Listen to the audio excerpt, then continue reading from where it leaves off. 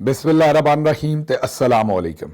22 ਜੁਲਾਈ ਪਾਕਿਸਤਾਨ ਦੇ ਵਿੱਚ ਬੁੱਧ ਦੀ ਰਾਤ ਤੇ ਅੱਜ ਦੇ ਪੰਜਾਬੀ ਵੀਲੌਗ 'ਚ ਚੜ੍ਹਦੇ ਤੇ ਲਹਿੰਦੇ ਪੰਜਾਬ ਦੇ ਸੱਜਣਾ ਤੇ ਮਿੱਤਰਾਂ, ਭੈਣਾਂ ਤੇ ਭਰਾਵਾਂ, ਮਾਵਾਂ ਤੇ ਬਜ਼ੁਰਗਾਂ ਨੂੰ ਜੀ ਆਇਆਂ ਨੂੰ। ਸਭ ਤੋਂ ਪਹਿਲੇ ਆਸਿਮ ਮੁਨੀਰਜ਼ ਡਿਫੈਕਟੋ ਫਾਰਮ 47 ਮਿਲਟਰੀ ਰਾਜ ਡੇ 235। ਹੁਣ ਚੱਲਨੇ ਅੱਜ ਦੀਆਂ ਗੂੜੀਆਂ ਨਿੱਘੀਆਂ ਤੇ ਸੰਗਣੀਆਂ ਖਬਰਾਂ ਵਾਲੇ ਪਾਸੇ। ਸਭ ਤੋਂ ਪਹਿਲੀ ਖਬਰ ਤੁਹਾਡੇ ਸਾਹਮਣੇ ਰੱਖਣੀ ਹੈ ਕਿ ਕੰਮ ਕੱਟਿਆਂ ਤੇ ਆ ਗਿਆ। ਹਾਂਜੀ, ਚੇਤੇ ਕਰੋ ਜਦੋਂ ਇਮਰਾਨ ਖਾਨ ਸਾਹਿਬ ਨੇ ਆਖਿਆ ਸੀ ਕਿ ਪਿੰਡਾਂ 'ਚ ਰਹਿਣ ਵਾਲੇ ਜਿਹੜੇ ਲੋਕ ਨੇ, ਜਿਨ੍ਹਾਂ ਕੋਲ ਕੋਈ ਬਹੁਤ ਜ਼ਿਆਦਾ ਤਾਲੀਮ ਨਹੀਂ ਹੈ ਜਾਂ ਹੋਰ ਕੋਈ ਜ਼ਰੀਆ ਮਾਸ਼ ਨਹੀਂ ਹੈ, ਉਹਨਾਂ ਨੂੰ ਲਾਈਵ ਸਟਾਕ ਦਿਓ, ਉਹਨਾਂ ਨੂੰ ਕੋਈ ਜਾਨਵਰ ਦਿਓ, ਉਹਨੂੰ ਪਾਲਣ, ਉਹਨਾਂ ਜਾਨਵਰਾਂ 'ਚ ਹੋਰ ਜਾਨਵਰ ਬਣਨ। ਆਪਣਾ ਮੇਰਾ ਮਤਲਬ ਹੈ ਕਿ ਰੋਜ਼ਗਾਰ ਦਾ ਕੋਈ ਤਰੀਕਾ ਉਹਨਾਂ ਦਾ ਬਣ ਜਾਏ। ਇਹ ਇਮਰਾਨ ਖਾਨ ਸਾਹਿਬ ਨੇ ਨਹੀਂ ਕਿਹਾ। ਸਭ ਤੋਂ ਪਹਿਲੇ ਜ਼ਿਹਨ 'ਚ ਰੱਖੋ, ਇਹ ਇਮਰਾਨ ਖਾਨ ਸਾਹਿਬ ਕਿਉਂਕਿ ਕਿਤਾਬਾਂ ਪੜ੍ਹਦੇ ਨੇ, ਉਹਨਾਂ ਨੂੰ ਪੜ੍ਹਨ ਦਾ ਸ਼ੌਕ ਹੈ ਔਰ ਸਿੱਖਣ ਦਾ ਵੀ ਸ਼ੌਕ ਹੈ। ਇਹ ਯੂਨਾਈਟਿਡ ਨੇਸ਼ਨਸ ਦੀ ਬਹੁਤ ਸਾਰੀਆਂ ਰਿਪੋਰਟਸ ਵੀ ਨੇ ਅਕਵਾਮ ਮੁਤੱਹਿਦਾ ਦੀਆਂ, ਔਰ ਦੁਨੀਆ 'ਚ ਜਿਹੜੇ ਬੜੇ ਪਿਛਲੇ ਸਾਲਾਂ ਦੇ ਵਿੱਚ ਇਕੋਨਮਿਸਟ ਗੁਜ਼ਰੇ ਨੇ ਪਿਛਲੀਆਂ ਦਹਾਈਆਂ ਦੇ ਵਿੱਚ, ਉਹਨਾਂ ਨੇ ਵੀ ਜਿਹੜੇ ਦੁਨੀਆ ਦੇ ਮੈਂ ਕਹਾਂਗਾ ਕਿ ਮੰਨੇ ਪ੍ਰਮੰਨੇ ਇਕੋਨਮਿਸਟ ਨੇ, ਉਹਨਾਂ ਦਾ ਖਿਆਲ ਵੀ ਇਹ ਹੈ ਕਿ ਗੁਰਬਤ ਖਤਮ ਕਰਨ ਦਾ ਜਿਹੜਾ ਸਭ ਤੋਂ ਤੇਜ਼ ਤਰੀਨ ਤਰੀਕਾ ਹੈ ਉਹ ਇਹ ਨਹੀਂ ਕਿ ਕਿਸੇ ਦੀ ਤਲੀ ਦੇ ਉੱਤੇ ਪੈਸੇ ਰੱਖ ਦਿਓ ਵੀ ਇਹ ਲੈ ਵੀ ਤੂੰ 500 ਰੁਪਈਆ ਮਹੀਨੇ ਦਾ ਲੈ ਲਿਆ ਕਰ ਤੇ ਆਪਣਾ ਕੰਮ ਚਲਾ, ਬਲਕਿ ਸਭ ਤੋਂ ਤੇਜ਼ ਤਰੀਨ ਤਰੀਕਾ ਇਹ ਹੈ ਕਿ ਉਹਨੂੰ ਕੋਈ ਛੋਟਾ ਐਸਟ ਦਿਓ, ਉਹਨੂੰ ਕੋਈ ਰੋਜ਼ਗਾਰ ਦਾ ਤਰੀਕਾ ਦਿਓ ਤਾਂ ਕਿ ਉਹ ਆਪਣਾ ਛੋਟਾ ਮੋਟਾ ਰੋਜ਼ਗਾਰ ਚਲਾਏ, ਉਹ ਤੁਹਾਡੇ ਤੇ ਡਿਪੈਂਡੈਂਟ ਨਾ ਰਹੇ। ਤੁਸੀਂ ਇੱਕ ਬੰਦੇ ਨੂੰ ਰੋਜ਼ਗਾਰ ਦਿਓ ਬਜਾਏ ਕਿ ਹਰ ਮਹੀਨੇ ਲੋਕਾਂ ਦੀ ਮਦਦ ਕਰਦੇ ਹੋ ਤੇ ਉਹ ਬਹਿ ਕੇ ਖਾਣਾ ਸ਼ੁਰੂ ਹੋ ਜਾਣ ਤੇ ਵਿਚਾਰਿਆਂ 'ਚ ਜਿਹੜਾ ਪੋਟੈਂਸ਼ੀਅਲ ਹੋਵੇ ਉਹਨੂੰ ਵੀ ਉਹ ਇਸਤੇਮਾਲ ਨਾ ਕਰ ਸਕਣ ਤੇ ਤੁਸੀਂ ਕਿੰਨਿਆਂ ਦੀ ਮਦਦ ਕਰ ਲਓਗੇ। ਲੇਕਿਨ ਅਗਰ ਤੁਸੀਂ ਲੋਕਾਂ ਨੂੰ ਕੋਈ ਰੋਜ਼ਗਾਰ ਬਣਾ ਕੇ ਦਿਓਗੇ ਤੇ ਇੱਕ ਬੰਦਾ ਤੁਸੀਂ ਜਿਹੜਾ ਉਹਦੇ ਪੈਰਾਂ ਤੇ ਕਰ ਛੱਡਿਆ, ਉਸ ਤੋਂ ਬਾਅਦ ਤੁਸੀਂ ਜਿਹੜਾ ਦੂਜੇ ਬੰਦੇ ਨੂੰ ਰੋਜ਼ਗਾਰ ਦੇਣ ਵਾਲੇ ਪਾਸੇ ਤੁਰ ਗਏ ਤੇ ਤੁਸੀਂ ਜ਼ਿਆਦਾ ਬੰਦਿਆਂ ਦੀ ਮਦਦ ਕਰ ਸਕਦੇ ਹੋ। ਇਸ ਲਈ ਇਮਰਾਨ ਖਾਨ ਸਾਹਿਬ ਨੇ ਫੈਸਲਾ ਕੀਤਾ ਕਿ ਅਸੀਂ ਪਿੰਡਾਂ 'ਚ ਰਹਿਣ ਵਾਲੇ ਜਿਹੜੇ ਲੋਕ ਨੇ ਉਹਨਾਂ ਨੂੰ ਚਿੰਗਚੀ ਰਿਕਸ਼ਾ ਜਾਂ ਕੋਈ ਲਾਈਵ ਸਟਾਕ, ਜਿਸ ਤਰ੍ਹਾਂ ਕੋਈ ਮੱਝ ਦੇ ਦਿੱਤੀ, ਗਾਂ ਦੇ ਦਿੱਤੀ, ਤਾਂ ਕਿ ਉਹਨੂੰ ਪਾਲਣ, ਅੱਗੋਂ ਬੱਚੇ ਹੋਣ ਉਹਨਾਂ ਦੇ, ਔਰ ਉੱਥੋਂ ਜਿਹੜਾ ਉਹ ਆਪਣਾ ਦੁੱਧ ਸ਼ੁੱਧ ਵੇਚਣ, ਆਪਣਾ ਜਿਹੜਾ ਘਰ ਦਾ ਕੰਮ ਚਲਾਉਣ। ਇਹ ਕੀ ਕਰਦੇ ਸਨ? ਇਹ ਦੱਸਦੇ ਸਨ ਕਿ ਵੇਖੋ ਇਮਰਾਨ ਖਾਨ ਦੀ ਮਈਸ਼ਤ ਪੂਰੀ ਦੀ ਪੂਰੀ ਜਿਹੜੀ ਹੈ ਉਹ ਕੱਟਿਆਂ ਦੇ ਵੱਛਿਆਂ ਤੇ ਆ ਗਈ ਹੈ ਤੇ ਇਹਦੇ ਕੋਲ ਹੋਰ ਕੋਈ ਸਟ੍ਰੈਟੇਜੀ ਨਹੀਂ ਹੈ। ਹੁਣ ਜਨਾਬ ਮਰੀਮ ਨਵਾਜ਼ ਸਾਹਿਬਾ ਨੇ ਵੱਡਾ ਐਲਾਨ ਕੀਤਾ ਹੈ ਕਿ 13 ਜ਼ਿਲ੍ਹਿਆਂ ਦੇ ਵਿੱਚੋਂ ਮੁਫਤ ਮੁਆਇਸ਼ੀ ਜਿਹੜੇ ਉਹ ਤਕਸੀਮ ਕੀਤੇ ਜਾਣੇ ਨੇ। ਡੇਰਾ ਗਾਜ਼ੀ ਖਾਨ, ਮੁਜ਼ੱਫਰਗੜ੍ਹ, ਰਾਜਨਪੁਰ, ਲਈਆ, ਕੋਟਅੱਦੂ, ਬਹਾਵਲਪੁਰ ਇਹ ਪ੍ਰੋਗਰਾਮ 'ਚ ਸ਼ਾਮਿਲ ਕੀਤੇ ਗਏ ਨੇ। ਮੁਲਤਾਨ, ਰਹੀਮ ਯਾਰ ਖਾਨ, ਤੌਂਸਾ, ਬਹਾਵਲ ਨਗਰ, ਖਾਨੇਵਾਲ, ਵਿਹਾੜੀ, ਲੋਧਰਾ ਵੀ ਪਹਿਲੇ ਹਿੱਸੇ 'ਚ ਸ਼ਾਮਿਲ ਹੋਣਗੇ। ਐਸੀਆਂ ਖਵਾਤੀਨ ਜਿਨ੍ਹਾਂ ਦੀ ਉਮਰ 55 ਸਾਲ ਹੈ ਤੇ ਬੇਵਾ ਨੇ, ਉਹ ਇਸ ਪ੍ਰੋਗਰਾਮ ਦੇ ਵਿੱਚ ਇਹ ਮਵੈਸ਼ੀ ਲੈ ਸਕਦੇ ਨੇ, ਕੱਟੇ ਵੱਛੇ ਇਹ ਲੈ ਸਕਦੇ ਨੇ, ਮੁਰਗੀਆਂ। ਯਾਦ ਕਰੋ ਇਹ ਇਹਨਾਂ ਸਾਰੀਆਂ ਗੱਲਾਂ ਦਾ ਮਜ਼ਾਕ ਉਡਾਉਂਦੇ ਸਨ। ਇਸੇ ਲਈ ਆਉਂਦੇ ਨੇ ਚੰਦ ਵੱਲ ਨੂੰ ਵੇਖ ਕੇ ਨਹੀਂ ਥੁੱਕੀਦਾ, ਉਹ ਤੁਹਾਡੇ ਆਪਣੇ ਮੂੰਹ 'ਤੇ ਡਿੱਗਦਾ। ਜਿਹੜੀਆਂ ਗੱਲਾਂ ਇਹ ਇਮਰਾਨ ਖਾਨ ਸਾਹਿਬ ਦੀ ਪੋਲਿਸੀ ਦੇ ਉੱਤੇ ਕਰਦੇ ਸਨ, ਹੁਣ ਮੁੜ ਕੋੜ ਕੇ ਉੱਥੇ ਹੀ ਜਾਣਾ ਪੈਂਦਾ ਹੈ। ਇਮਰਾਨ ਖਾਨ ਦਾ ਦਿੱਤਾ ਹੋਇਆ ਹੈਲਥ ਕਾਰਡ ਜਿਹੜਾ 10 ਲੱਖ ਰੁਪਈਆ ਹਰ ਬੰਦੇ ਦੇ ਕੋਲ ਸੀ ਕਿ ਉਹ ਆਪਣਾ ਇਲਾਜ ਕਰਵਾ ਸਕਦਾ ਹੈ, ਉਹਨੂੰ ਬੰਦ ਕੀਤਾ ਤੇ ਹੁਣ ਕੀ ਬਣਿਆ? ਹੁਣ ਆਪ ਫਿਰ ਦੱਸਦੇ ਫਿਰਦੇ ਨੇ ਵੀ ਅਸੀਂ ਨਵਾਂ ਹੈਲਥ ਕਾਰਡ ਲਿਆਉਣਾ ਹੈ। ਮਤਲਬ ਉਹ ਜਿਹੜਾ ਪ੍ਰੋਗਰਾਮ ਬੰਦ ਕਰਕੇ ਲੋਕਾਂ ਦੀ ਜ਼ਿੰਦਗੀ ਆਜ਼ਾਦ ਕੀਤੀ ਇੰਨੇ ਸਾਰੇ ਵਰੇ, ਹੁਣ ਫਿਰ ਨਵੇਂ ਸਿਰੇ ਆਂਦੇ ਨੇ ਵੀ ਅਸੀਂ ਹੈਲਥ ਕਾਰਡ ਜਿਹੜਾ ਲਾਂਚ ਕਰਨਾ ਹੈ। ਤੇ ਫਿਰ ਉਹਨੂੰ ਬੰਦ ਹੀ ਕਿਉਂ ਕੀਤਾ ਸੀ? ਇਮਰਾਨ ਖਾਨ ਅਗਰ ਇਹ ਕੰਮ ਕਰ ਗਿਆ ਸੀ ਇੱਕ ਚੰਗਾ ਤੇ ਉਹਨੂੰ ਬਰਦਾਸ਼ਤ ਕਰ ਲੈਣਾ ਸੀ ਲੋਕਾਂ ਵਾਸਤੇ। ਅੱਛਾ ਜੀ, ਹੁਣ ਜ਼ਰਾ ਗੱਲ ਕਰ ਲਈਏ ਦੂਜੇ ਪਾਸੇ। ਦੂਸਰੀ ਖਬਰ ਤੁਹਾਡੇ ਸਾਹਮਣੇ ਰੱਖਣੀ ਹੈ। ਸਾਡੇ ਬਹੁਤ ਹੀ ਪਿਆਰੇ ਜਾਲੀ ਪ੍ਰੋਫੈਸਰ, ਅਕਸਰ ਲੋਕ ਉਹਨਾਂ ਨੂੰ ਜਾਲੀ ਪ੍ਰੋਫੈਸਰ ਕਹਿੰਦੇ ਨੇ, ਚਲੋ ਗੁੱਸਾ ਨਾ ਕਰ ਜਾਣਾ, ਅਸੀਂ ਅਸਲੀ ਕਹਿ ਦਿੰਦੇ ਉਹਨਾਂ ਨੂੰ। ਤੇ ਅਹਿਸਨ ਇਕਬਾਲ ਸਾਹਿਬ, ਉਹ ਇਸ ਲਈ ਮੇਰੇ ਖਿਆਲ ਲੋਕ ਜਾਲੀ ਕਹਿੰਦੇ ਨੇ, ਕੋਈ PhD ਵਗੈਰਾ ਨਹੀਂ ਕੀਤੀ, ਲੇਕਿਨ ਉਹ ਸਿਰਫ ਪ੍ਰੋਫੈਸਰ ਨਾਂ ਦੇ ਨਾਲ ਲਿਖਦੇ ਨੇ ਵੀ ਜ਼ਰਾ ਭਾਰਾ ਹੋ ਜਾਂਦਾ ਕੰਮ। ਵੈਸੇ ਇਹੋ ਜਿਹਾ ਬੰਦਾ ਜਿਹੜਾ ਹੈ ਨਾ, ਅਗਰ ਚੋਗਾ ਸ਼ੋਗਾ ਪਾ ਕੇ ਲਿਖਿਆ ਹੁੰਦਾ, ਕਈਆਂ ਨੇ ਤੁਸੀਂ ਵੇਖਿਆ ਹੋਣਾ, ਲਾਹੌਰ ਉੱਥੇ ਪਹਿਲੇ ਤਾਂ ਹੁੰਦੇ ਸਨ, ਹੁਣ ਮੈਨੂੰ ਨਹੀਂ ਪਤਾ, ਪੁਰਾਣੇ ਜ਼ਮਾਨੇ 'ਚ ਬੈਠੇ ਹੁੰਦੇ ਸਨ ਆਪਣਾ ਰੇਲਵੇ ਸਟੇਸ਼ਨ ਦੇ ਬਾਹਰ ਸ਼ਾਰ ਫਾਲ ਸ਼ਾਲ ਕੱਢਦੇ ਹੁੰਦੇ ਸਨ, ਮਰਦਾਨਾ ਕਮਜ਼ੋਰੀ ਦੀਆਂ ਦਵਾਈਆਂ ਵੇਚਦੇ ਹੁੰਦੇ ਸਨ, ਉਹ ਵੀ ਨਾਂ ਦੇ ਨਾਲ ਪ੍ਰੋਫੈਸਰ ਹੀ ਲਿਖਦੇ ਸਨ, ਪ੍ਰੋਫੈਸਰ ਆਮਲ ਫਲਾਨਾ ਬਾਬਾ। ਤੇ ਇਹ ਵੀ ਉਸੇ ਤਰੀਕੇ ਨਾਲ ਨਾਂ ਦੇ ਨਾਲ ਪ੍ਰੋਫੈਸਰ ਲਿਖਦੇ ਨੇ, ਜ਼ਰਾ ਨਾਂ ਨੂੰ ਰੋਬਦਾਰ ਕਰਨ ਵਾਸਤੇ। ਉਹਨਾਂ ਨੇ ਪਿਛਲੇ ਦਿਨੋਂ ਕਿਹਾ ਵੀ ਇਹ ਜਿਹੜੀ ਔਰੇਂਜ ਲਾਈਨ ਟ੍ਰੇਨ ਹੈ ਨਾ, ਇਹ 100% ਪੰਜਾਬ ਗਵਰਨਮੈਂਟ ਦੇ ਪੈਸਿਆਂ ਨਾਲ ਬਣੀ ਹੈ। ਦੱਸਣਾ ਚਾਹੁੰਦੇ ਸਨ ਵੀ ਅਸੀਂ ਕਿੰਨਾ ਕੰਮ ਕਰ ਛੱਡਿਆ। ਅੱਗੋਂ ਜਿਹੜੇ ਚਾਈਨੀ ਸਫੀਰ ਨੇ, ਉਹਨਾਂ ਨੇ ਇਹਨਾਂ ਦੀ ਪ੍ਰੋਫੈਸਰੀ ਤਰ੍ਹਾਂ ਇਹਨਾਂ ਦੀ ਸਟੇਟਮੈਂਟ ਵੀ ਜਾਲੀ ਕਰਾਰ ਦੇ ਦਿੱਤੀ। ਉਹਨਾਂ ਜਨਾਬ ਟਵੀਟ ਕਰ ਦਿੱਤਾ ਵੀ ਇਹ CPEC ਦੀ ਜਿਹੜੀ ਹੈ ਨਾ, ਇਹ ਪਹਿਲਾ ਮਨਸੂਬਾ ਜਾਂ ਇਹ CPEC ਦਾ ਬੜਾ ਅਹਿਮ ਮਨਸੂਬਾ ਸੀ ਜਿਹੜਾ ਔਰੇਂਜ ਟ੍ਰੇਨ CPEC ਦੇ ਮਨਸੂਬੇ ਦੇ ਅੰਡਰ ਬਣਿਆ। ਫਿਰ ਜਿਹੜੀ CPEC ਦੀ ਆਫੀਸ਼ੀਅਲ ਵੈਬਸਾਈਟ ਹੈ, ਉੱਥੇ ਵੀ ਔਰੇਂਜ ਲਾਈਨ ਟ੍ਰੇਨ ਜਿਹੜੀ ਹੈ ਉਹਨੂੰ ਆਖਿਆ ਗਿਆ ਕਿ ਉਹ CPEC ਦਾ ਮਨਸੂਬਾ ਹੈ। ਹੁਣ CPEC ਤਾਂ ਜ਼ਾਹਿਰ ਹੈ ਪੰਜਾਬ ਦਾ ਪੈਸਾ ਨਹੀਂ ਹੈ, ਉਹ ਤੇ CPEC ਪ੍ਰੋਜੈਕਟ ਦਾ ਪੈਸਾ ਜਿਹੜਾ ਚਾਈਨਾ ਇੱਥੇ ਇਨਵੈਸਟ ਕਰ ਰਿਹਾ ਸੀ ਔਰ ਪਾਕਿਸਤਾਨ ਨੇ ਉਹਨੂੰ ਵਾਪਸ ਕਰਨਾ, ਮਤਲਬ ਕਰਜ਼ਾ ਸੀ, ਉਹ ਉਸ ਦੇ ਤਹਿਤ ਬਣੀ ਹੈ। ਤੇ ਐਹਸਨ ਇਕਬਾਲ ਸਾਹਿਬ ਵੀ ਫੜੇ ਗਏ ਨੇ। ਮੇਰਾ ਮਤਲਬ ਉਹਨਾਂ ਦਾ ਵੀ ਸਿਰ ਜਿਹੜਾ ਉਹ ਸੋਸ਼ਲ ਮੀਡੀਆ ਨੇ ਇਸ ਵੇਲੇ ਗੋਡਿਆਂ ਦੇ ਵਿੱਚ ਲੈ ਕੇ ਮੁੰਨ ਛੱਡਿਆ।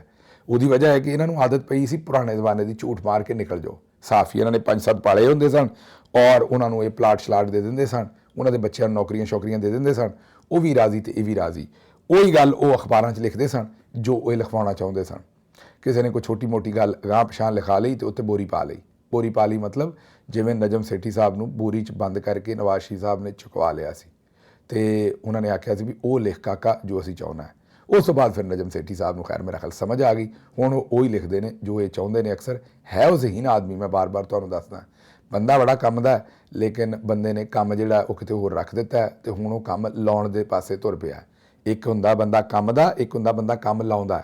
ਉਹ ਫਿਰ ਮੇਰਾ ਖਿਆਲ ਨਜਮ ਸੇਠੀ ਸਾਹਿਬ ਨੇ ਇਹ ਸਿੱਖਿਆ ਉਹ ਜਦੋਂ ਉਹਨਾਂ ਦੇ ਉੱਤੇ ਬੋਰੀ ਪਈ ਕਿ ਉਹ ਮੈਂ ਕੋਈ ਉਹਨਾਂ ਦਾ ਮਜ਼ਾਕ ਨਹੀਂ ਉਡਾ ਰਿਹਾ, ਸਾਡੇ 'ਤੇ ਵੀ ਬੋਰੀਆਂ ਪਈਆਂ ਨੇ। ਮੇਰੇ ਕਹਿਣ ਦਾ ਮਤਲਬ ਹੈ ਵੀ ਜਦੋਂ ਉਹਨਾਂ 'ਤੇ ਬੋਰੀ ਪਈ ਉਹਨਾਂ ਨੇ ਕਿਹਾ ਵੀ ਇੱਥੇ ਜਿਹੜਾ ਕੰਮ ਕਰਨ ਦੀ ਲੋੜ ਨਹੀਂ ਹੈ, ਕੰਮ ਲਾਉਣ ਦੀ ਲੋੜ ਹੈ। ਉਸ ਤੋਂ ਬਾਅਦ ਉਹਨਾਂ ਨੇ ਕੰਮ ਲਾਉਣਾ ਸ਼ੁਰੂ ਕਰ ਦਿੱਤਾ। ਇਹ ਜਨਾਬ ਐਹਸਨ ਇਕਬਾਲ ਸਾਹਿਬ ਦਾ ਕੰਮ ਹੋਇਆ। ਅੱਗੇ ਤੁਰੀਏ ਜ਼ਰਾ। ਅਗਲੀ ਖਬਰ ਇਹ ਹੈ ਕਿ ਆਖਿਰਕਾਰ ਪਾਕਿਸਤਾਨ ਨੇ ਸਦਰ ਟਰੰਪ ਨੂੰ ਵੀ ਹੱਥ ਪਾ ਲਿਆ। ਹੁਣ ਇਹ ਤੁਸੀਂ ਆਪੇ ਹੀ ਸੋਚੋ ਵੀ ਕਿਹੜੇ ਪਾਸਿਓਂ ਹੱਥ ਪਾਇਆ। ਮੇਰਾ ਮਤਲਬ ਪੈਸਿਆਂ ਵਾਲੇ ਪਾਸਿਓਂ ਪਾਇਆ ਕਿ ਜ਼ੋਰ ਪਾਸੇ ਨਾਲ ਤੁਰ ਪੈਣਾ।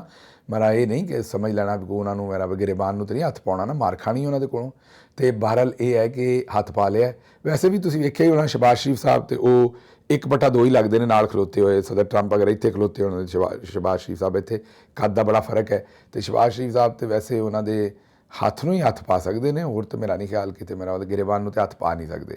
ਲੇਕਿਨ ਬਹਰਹਾਲ ਪਾਕਿਸਤਾਨ ਨੇ ਜਨਾਬ ਉਹਨਾਂ ਦੀ ਜੇਬ 'ਚ ਹੱਥ ਪਾਇਆ। ਮੇਰਾ ਖਿਆਲ ਪਿੱਛੇ ਵਾਲੀ ਜੇਬ ਜਿਹੜੀ ਹੈ ਨਾ ਉਹ ਉੱਥੇ ਤੱਕ ਹੱਥ ਪਹੁੰਚ ਜਾਣਾ ਸ਼ਬਾਜ਼ ਸ਼ਰੀਫ ਸਾਹਿਬ ਦਾ। ਉੱਤੇ ਵਾਲੀ ਤੇ ਮੇਰਾ ਨਹੀਂ ਖਿਆਲ ਹੱਥ ਪਹੁੰਚੇਗਾ ਇਹਨਾਂ ਦਾ, ਉੱਤੇ ਬਹੁਤ ਉੱਚੇ ਹੋ ਕੇ ਚੁੱਕਣਾ ਪੈਣਾ ਹੱਥ। ਅਤੇ ਉਹ ਵੈਸੇ ਉਹ ਤਾਂ ਤੁਸੀਂ ਯਾਦ ਹੈ ਨਾ ਮੁਜੱਸਮੇ ਲਾਏ ਸਨ ਉੱਥੇ ਇਸਲਾਮਾਬਾਦ ਦੇ ਵਿੱਚ, ਚੁੱਕ ਤੇ ਲੈਂਦੇ ਨੇ ਜਿਹੜੇ ਵੀ ਆ ਮਤਲਬ ਗੇਂਦ 'ਚ ਨਾ ਫੁੱਟਬਾਲ ਵਗੈਰਾ, ਇਹਨਾਂ ਨੂੰ ਚੁੱਕ ਲੈਂਦੇ ਨੇ, ਦੋਵਾਂ ਹੱਥਾਂ 'ਚ ਚੁੱਕਦੇ ਨੇ। ਇੱਕ ਇਹਨਾਂ ਨੇ ਚੁੱਕਿਆ ਸੀ, ਫਿਰ ਉਹ ਮੁਜੱਸਮਾ ਰਾਤੋਂ ਰਾਤ ਲਾ ਦਿੱਤਾ ਸੀ।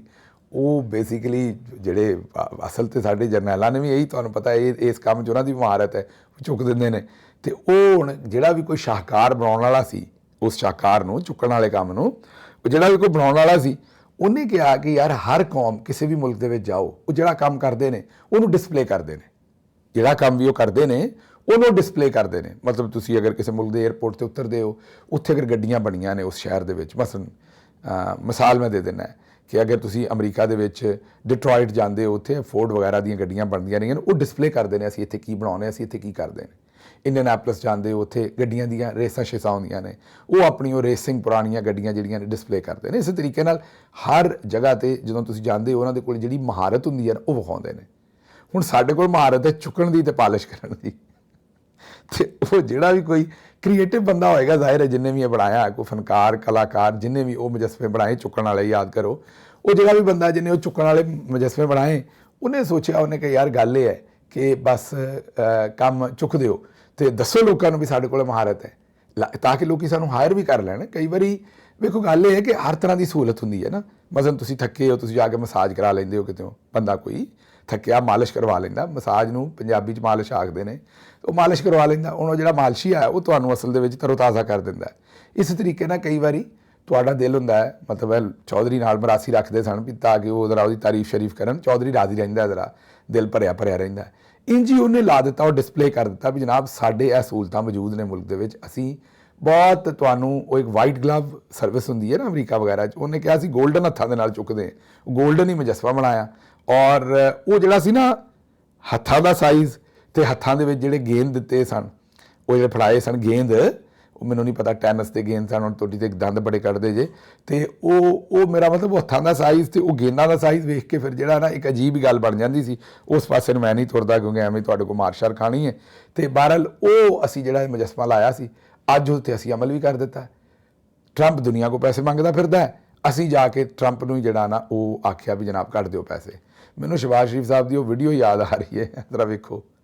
मैं सऊदी अरब से होके आया हूँ, मैं यूएई के होके, अभी मैं तुर्की होके आया हूँ, और मैंने उन भाइयों को कहा कि आप हमारे बड़े अजीम भाई हैं, हमेशा आपने हमारी मदद की। और मैंने यही कहा जब मैं आया हूँ तो आप समझेंगे शायद ये मांगने आया है, मैं मांगने नहीं आया लेकिन मजबूरी है। मैं आया हूँ तो आप समझेंगे शायद ये मांगने आया है, मैं मांगने नहीं आया लेकिन मजबूरी है। To honorable members sitting on this table who have come to our help, I'm not going to pitch any figure for the purpose of letting you know what is the quantum of economic loss, but it definitely runs into billions of dollars. These devastating floods in Pakistan ਵੇਖ ਲਈ ਜੇ ਮੰਗਣ ਨਹੀਂ ਆਇਆ, ਮਜਬੂਰੀ ਹੈ। ਤੇ ਬਸ ਉੱਥੇ ਵੀ ਜਾ ਕੇ ਅਸੀਂ ਹੁਣ ਇਹ ਮੈਨੂੰ ਨਹੀਂ ਪਤਾ ਕਿ ਇਹ ਤੇ ਬੋਲਦੇ ਨੇ ਉਰਦੂ ਦੇ ਵਿੱਚ। ਇਹ ਵੈਸੇ ਸ਼ਹਿਬਾਜ਼ ਸ਼ਰੀਫ ਸਾਹਿਬ ਮੰਗ ਕਈ ਜ਼ਬਾਨਾਂ 'ਚ ਲੈਂਦੇ ਨੇ। ਉਹਨਾਂ ਨੇ ਦੱਸਿਆ ਕਿ ਮੰਗਣ ਦਾ ਅਗਰ ਕੰਮ ਹੋਵੇ ਤਾਂ ਮੈਂ ਛੋਟਾ ਮੋਟਾ ਦੂਜੀਆਂ ਜ਼ਬਾਨਾਂ 'ਚ ਵੀ ਆਸਰਾ ਕਰ ਜਾਂਦਾ, ਅਰਬੀ ਸ਼ਰਬੀ ਹਰ ਜ਼ੁਬਾਨ ਜਿਹੜੀ ਹੈ, ਕਿਉਂਕਿ ਤੁਹਾਨੂੰ ਪਤਾ ਹੈ ਕਿ ਫਨਕਾਰ ਨੇ ਤੇ ਹਰ ਜ਼ੁਬਾਨ ਦੇ ਵਿੱਚ ਮੰਗਣ ਵਾਲਾ ਕੰਮ ਅਰਜ਼ਾ ਨਰਖਾਂ 'ਤੇ ਕਰ ਲੈਂਦੇ ਨੇ। ਹੁਣ ਸ਼ਹਿਬਾਜ਼ ਸ਼ਰੀਫ ਸਾਹਿਬ ਜਿਹੜੇ ਨੇ ਉਹ ਜ਼ਾਹਿਰ ਹੈ ਇੱਥੋਂ ਅੰਦਾਜ਼ਾ ਹੋ ਜਾਏਗਾ ਆਉਣ ਵਾਲੇ ਦਿਨਾਂ ਦੇ ਵਿੱਚ ਕਿ ਕਰਦੇ ਕੀ ਨੇ ਇਸ ਸਾਰੇ ਮਾਮਲੇ ਦੇ ਵਿੱਚ। ਸਦਰ ਟਰੰਪ ਨੂੰ ਕੋਈ ਪੰਜਾਬੀ 'ਚ ਮੰਗਦੇ ਨੇ, ਫਰੈਂਚ ਦੇ ਵਿੱਚ ਮੰਗਦੇ ਨੇ, ਕੀ ਕਰਦੇ ਨੇ, ਕਿਸ ਤਰੀਕੇ ਨਾਲ ਮੰਗਦੇ ਨੇ, ਇਹ ਗੱਲ ਅੱਗੇ ਆ ਜਾਏਗੀ। ਲੇਕਿਨ ਪਾਕਿਸਤਾਨ ਨੇ ਜਨਾਬ ਕੰਮ ਪਾ ਦਿੱਤਾ ਹੈ ਸਦਰ ਟਰੰਪ ਨੂੰ, ਔਰ ਇੱਕ ਪਾਸੇ ਅਸੀਂ ਸਾਲਸੀ ਕਰਵਾ ਰਹੇ, ਦੂਜੇ ਪਾਸੇ ਅਸੀਂ ਸਿੱਧੇ ਹੀ ਪੈਸੇ ਮੰਗ ਲੈਣੇ ਜਾ ਕੇ। ਉਸ ਤੋਂ ਬਾਅਦ ਹੁਣ ਤੁਸੀਂ ਆਪੇ ਹੀ ਸੋਚ ਲਓ ਵੀ ਸਾਲਸੀ ਦੇ ਕਾਬਿਲ ਅਸੀਂ ਰਹਿ ਗਏ ਕਿ ਨਹੀਂ ਰਹਿ ਗਏ। ਤੇ ਚਲੋ ਖੈਰ ਅੱਗੇ ਚੱਲਨੇ ਜੀ। ਇਹ ਕੰਮ ਤੇ ਕੋਈ ਨਵਾਂ ਨਹੀਂ ਪਾਕਿਸਤਾਨ ਨੇ ਕੀਤਾ। ਅਸੀਂ ਮੈਂ ਦੱਸਿਆ ਵੀ ਉਹ ਕਹਿੰਦੇ ਨਾ ਇੱਕ ਬੰਦੇ ਨੇ ਇੱਕ ਮਰਾਸੀ ਮਰਨ ਲੱਗਾ ਤੇ ਵਾਹਵਾ ਉਮਰ ਦੇ ਵਿੱਚ ਜਾ ਕੇ ਮਰਨ ਲੱਗਾ। ਪੋਤਰੇ ਦੋਤਰੇ ਸਾਰੇ ਆਲੇ ਦੁਆਲੇ ਬੈਠੇ ਸਨ। ਉਹਨਾਂ ਕਿਹਾ ਬਾਬਾ ਜੀ ਜਾਂਦੇ ਜਾਂਦੇ ਕੋਈ ਆਪਣੀ ਅਕਲ ਦੀ ਕੰਮ ਦੀ ਗੱਲ ਹੀ ਸਾਨੂੰ ਦੱਸ ਦਿਓ, ਛੱਡ ਕੇ ਤੇ ਕੁਛ ਨਹੀਂ ਗਏ ਤੁਸੀਂ, ਤੇ ਕੋਈ ਮਾਲ ਮੁਕੱਦਮਾ ਤੇ ਜ਼ਿੰਦਗੀ ਕਿਵੇਂ ਜੀਣੀ ਕੋਈ ਗੱਲ ਹੀ ਦੱਸ ਦਿਓ ਸਾਨੂੰ ਅਕਲ ਦੀ। ਉਹਨਾਂ ਕਿਹਾ ਪੁੱਤਰ ਹਰ ਵੇਲੇ ਹਰ ਕਿਸੇ ਕੋਲ ਹਰ ਸ਼ੈ ਮੰਗਦੇ ਰਹੋ। ਤੇ ਮੇਰਾ ਖਿਆਲ ਪਾਕਿਸਤਾਨ ਦੇ ਜਿਹੜੀ ਅਸ਼ਰਾਫੀਆ ਉਹਨਾਂ ਨੇ ਗੱਲ ਸਮਝ ਲਈ ਹੈ, ਜਰਨੈਲਾਂ ਨੇ, ਸਿਆਸਤਦਾਨਾਂ ਨੇ, ਉਹ ਆਉਂਦੇ ਨੇ ਹਰ ਵੇਲੇ ਹਰ ਸ਼ੈ ਹਰ ਕਿਸੇ ਕੋਲੋਂ ਮੰਗਦੇ ਰਹੋ। ਅੱਗੇ ਚੱਲਨੇ ਜੀ। ਸਦਰ ਪੀਪਲਸ ਪਾਰਟੀ ਆਜ਼ਾਦ ਕਸ਼ਮੀਰ ਚੌਧਰੀ ਮੁਹੰਮਦ ਯਾਸੀਨ ਨੇ ਚੀਫ ਇਲੈਕਸ਼ਨ ਕਮਿਸ਼ਨਰ ਆਜ਼ਾਦ ਕਸ਼ਮੀਰ ਨੂੰ ਖਤ ਲਿਖਿਆ ਹੈ ਕਿ ਆਜ਼ਾਦ ਕਸ਼ਮੀਰ ਦੇ ਵਿੱਚ ਇੰਟਰਨੈਟ ਸਰਵਿਸ ਦੀ ਬਹਾਲੀ ਕੀਤੀ ਜਾਵੇ। ਇੰਟਰਨੈਟ ਬੰਦਿਸ਼ ਦੀ ਵਜ੍ਹਾ ਤੋਂ ਇੰਤਖਾਬੀ ਮੁਹਿੰਮ ਸਾਡੀ ਨਹੀਂ ਚੱਲਣ ਰਹੀ। ਇਹਨਾਂ ਦਾ ਨਾਮ ਮਾਂ ਪਿਓ ਨੇ ਰੱਖਿਆ ਸੀ ਮੁਹੰਮਦ ਯਾਸੀਨ ਆਜ਼ਾਦ, ਇਹ ਹੁਣ ਗੁਲਾਮ ਹੀ ਲਿਖ ਲਓ ਅਗਲੇ ਪਾਸੇ ਆਜ਼ਾਦ ਸਾਹਿਬ। ਹਕੂਮਤ ਉੱਥੇ ਪੀਪਲਸ ਪਾਰਟੀ ਦੀ ਹੈ। ਸੁਣੋ ਜ਼ਰਾ ਸੂਰਤ ਹਾਲ ਸੁਣੋ ਜ਼ਰਾ। ਆਜ਼ਾਦ ਕਸ਼ਮੀਰ ਦੇ ਵਿੱਚ ਇਸ ਵੇਲੇ ਸੋ ਕਾਲਡ ਹਕੂਮਤ ਕਿਹਦੀ ਹੈ? ਬਿਲਾਵਲ ਜ਼ਰਦਾਰੀ, ਉਹਨਾਂ ਦੇ ਰਾਠੌਰ ਸਾਹਿਬ ਜਿਹੜੇ ਉੱਥੇ ਵਜ਼ੀਰ ਆਜ਼ਮ ਨੇ, ਪੀਪਲਸ ਪਾਰਟੀ ਦੀ ਹੈ। ਇੰਟਰਨੈਟ ਕਿਹਨੇ ਬੰਦ ਕਰਨਾ ਹੁੰਦਾ ਹੈ? ਹਕੂਮਤ ਨੇ।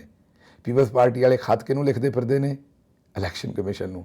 ਪਿਛਲੇ ਦਿਨਾਂ ਦੇ ਵਿੱਚ ਪੀਪਲਸ ਪਾਰਟੀ ਦੇ ਕੈਂਡੀਡੇਟ ਦੇ ਉੱਤੇ ਉੱਥੇ ਉਹਨਾਂ ਦੀ ਹਕੂਮਤ ਦੇ ਦੌਰਾਨ ਹੀ FIR ਹੋ ਗਈ ਤੇ ਬਿਲਾਵਲ ਪੁੱਛਦਾ ਫਿਰਦਾ ਸੀ ਵੀ FIR ਕਿਉਂ ਹੋ ਗਈ।